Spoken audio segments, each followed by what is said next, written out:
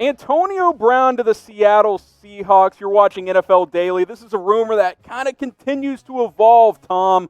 What is going on right now with AB in Seattle? Well, Pete Carroll's chimed in. We'll get to that here in a little bit. But remember, Brown has an 8-game suspension, which the reports out of Seattle were like, probably takes him out of the running. They're not interested there. However, Peter King has now come out and said, well, I actually still think the Seahawks are the favorites. Pete Carroll today, meanwhile, the head coach, we'll get to Peter King first, excuse me.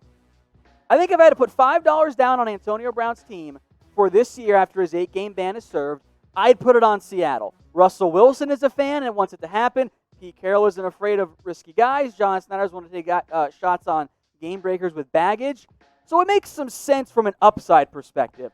Also, Antonio Brown has managed to burn 3 bridges with NFL teams, and that's just those teams that he played for in under a year. Yeah, look. It's a lot of baggage. Antonio Brown is not a guy worth dealing with at this point. That is my opinion.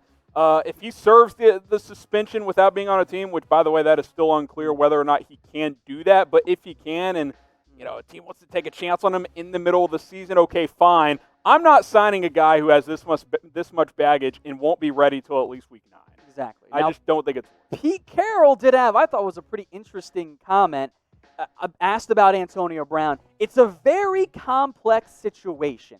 We just need to see how it fits somewhere down the road. That's all I got for you. So not a yes, but also it's not a no. I think Pete is trying to keep Russell Wilson happy by not closing the door on this completely because for some reason Russ wants him. I understand from a football standpoint why he would. That would be by far the best receiving core he's ever had with AB, Tyler Lockett, and DK Metcalf. It's a pretty good 1-2-3 punch. That's a let Russ cook receiving core. But I just don't see it happening. I agree with Peter King on this. The most likely team to sign him is still the Seahawks. It's actually the Ravens. I disagree. Okay, well, I think it's the Ravens. I'm going to say Seattle, but I still think it's more likely than anything that a team doesn't sign him. So we'll leave it up to you guys. Would you sign Antonio Brown? Type AB for yes or type FAB for no. Let us know down in the comments section. Some other free agent receivers, if you don't want to go that route, obviously Josh Gordon's been connected to the Seahawks, finishing last year in Seattle. Taylor Gabriel is a player I'm surprised is still unsigned. Did have some injury concerns, but if you're Seattle, that's a solid number 3 option right there. Richardson, the reunion, Tavon Austin, Des Bryant. It kind of dwindles after that. You got 3 guys I like as potential fits there. Yeah, Richardson knows the offense. Of course, he was with Seattle. Gabriel, I think, would be a solid number 3 receiver, especially if Seattle's not going to let Russ cook as much as they should. And then there's the familiarity with Josh Gordon, who I'd still prefer for Seattle over Antonio Brown. What I prefer is to have an NFL season, and best way of doing that is, for our sake, is to wear a mask. Chatsports.com/player mask. You can get this Russell Wilson one that just got released in the past couple of weeks. We got players for all NFL teams, mostly superstars, at that link. Chatsports.com/player mask. Check the comments, check the description. You go to that link, you can shop today. Get these 2 packs of these NFL player face coverings.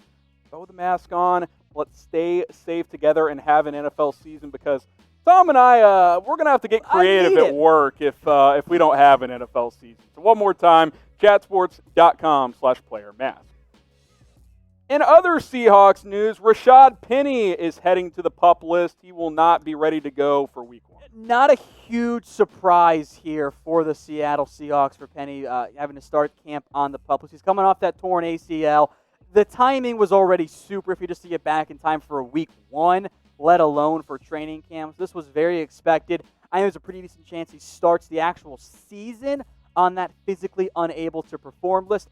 That's why Seattle went out and they added Carlos Hyde, because now you have Chris Carson, you got Carlos Hyde. You'll probably let DJ Dallas and or Travis Homer compete for another roster spot. Nick Ballore is going to be the fullback there. Penny still offers explosion, assuming he comes back healthy from that ACL.